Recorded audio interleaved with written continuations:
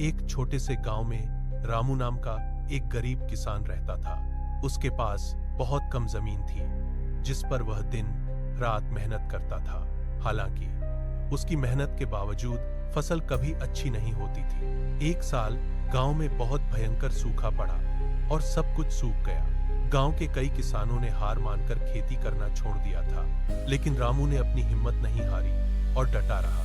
वह रोज सुबह सूरज निकलने से पहले ही अपने खेत पर पहुंच जाता। वह अपने सूखे खेत की देखभाल करता और भगवान से प्रार्थना करता था। एक दिन खेत में खुदाई करते समय उसे मिट्टी में एक पुराना घड़ा मिला। उसने उत्सुकता से घड़े को खोला, लेकिन उसमें सोना नहीं था। घड़े के अंदर कुछ अनोखे और पुराने बीज रखे हुए थे। रामू ने उन बीजों को बड़े ध्यान से अपने खेत में बो दिया। उसने उन बीजों को रोज पानी दिया और उनकी देखभाल की। कुछ महीनों बाद उन बीजों से एक शानदार और हरी भरी फसल उगी। फसल इतनी अद्भुत थी कि पूरे गांव के लोग उसे देखने आने लगे। सब लोग हैरान थे कि सूखे के बाद ऐसी फसल कैसे हुई। रामू ने उस फसल को बेचकर बहुत अच्छा पैसा कमाया। उसने अपने परिवार की आर्थिक स्थिति को पूरी तरह सुधार लिया। गांव के लोगों ने उससे उसकी सफलता का राज पूछा। रामू ने मुस्कुराते हुए सबको एक बहुत ही महत्वपूर्ण बात बताई। उसने कहा, मेहनत और धैर्य से बड़ा कोई खजाना नहीं होता।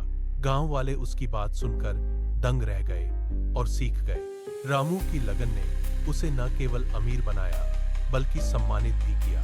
उस दिन के बाद से पूरा गांव मेहनत के महत्व को समझ गया। रामू अब एक खुशहाल जीवन जी रहा था और बहुत संतुष्ट था।